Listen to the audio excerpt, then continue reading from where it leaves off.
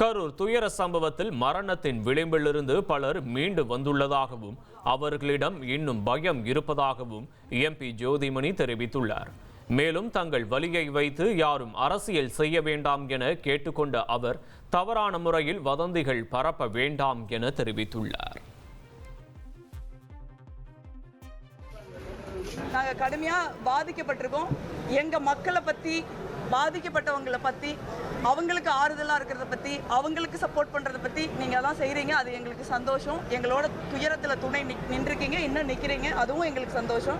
ஆனால் தயவு செஞ்சு எங்களுடைய துயரத்தின் மீது, எங்களுடைய இழப்பு மீது, எங்களோட வலி வேதனை கண்ணீர் மீது யாரும் அரசியல் பண்ண வேண்டாம்னு நான் ரொம்ப அன்போட வேண்டி கேட்டுக்கிறேன். எங்களுக்கு இருக்கிற துயரத்திலிருந்தே அவங்கள காப்பாற்ற நம்ம போராட வேண்டியிருக்கு. நிறைய பேர் மரணத்தில் விளிம்பிலிருந்து மீண்டு வந்திருக்காங்க.